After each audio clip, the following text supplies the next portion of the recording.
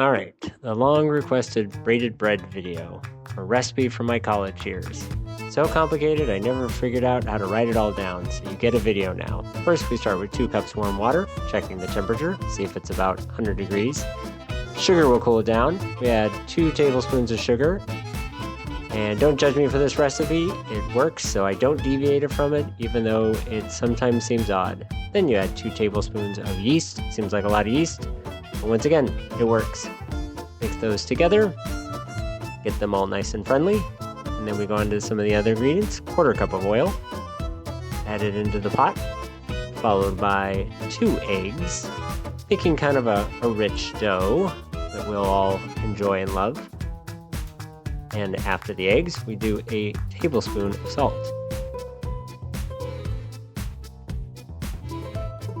Now we come back, and through the magic of video, we see that our yeast mixture has come to life, giving it a good mix to make sure all the sugar is mixed in, and into the pot it goes.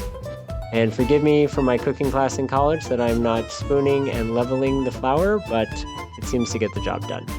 6 cups of flour into the probably insufficiently sized KitchenAid, but it's the one that my brother gave me, so I'm not going to complain about it. And if I don't put these little covers on, it will splash flour everywhere.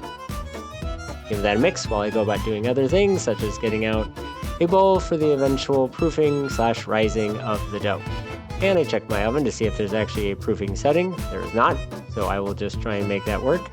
And we can see the dough has come together, and I'm going to test it, and it is failing the window pane test, so scraping it down I go in order to try and see if I can mix it better.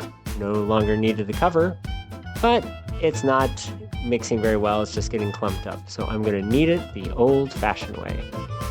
Onto a floured work surface, and here I will flex my cooking abilities by hand kneading a large amount of dough. Just work it out how you see fit.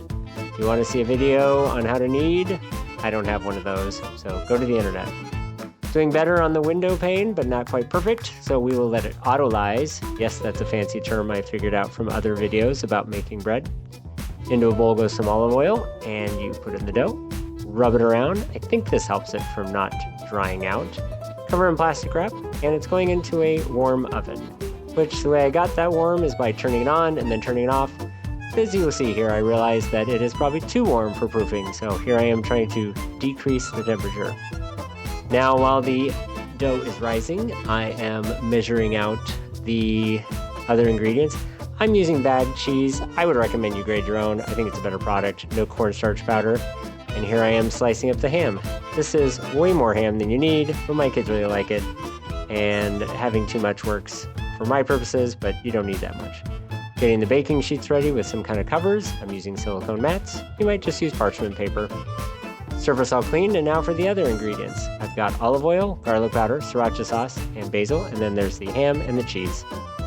So, dough nice and risen. There goes my niece. And now I'm going to measure out the size of the dough.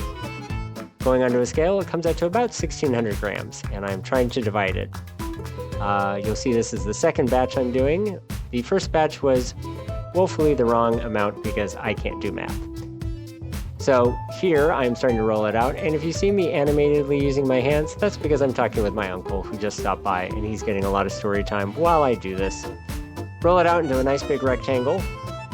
This is half the dough. Much easier to work with 2 half portions rather than one big large one. Eventually you end up cheating and you just pull it out into a nice rectangle. That works. And you want to make sure it's not sticking to the bottom. That'll be important later. Divide it into 3 sections, cut long ways with a knife.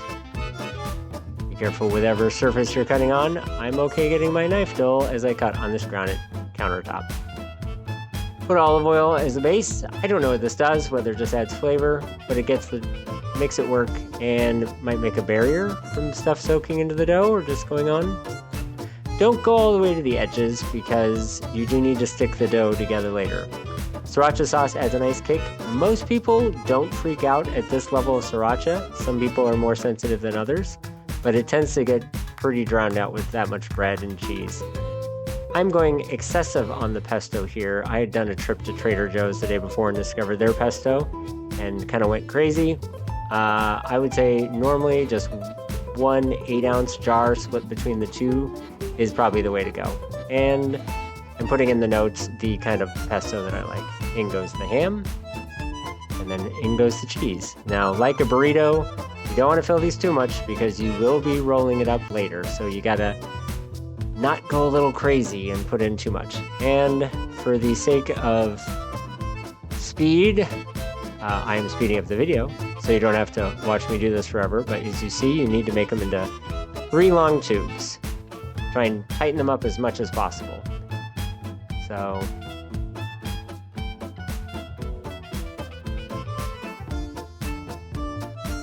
and it helps here if you have some non-oil covered edges so the dough can stick to itself.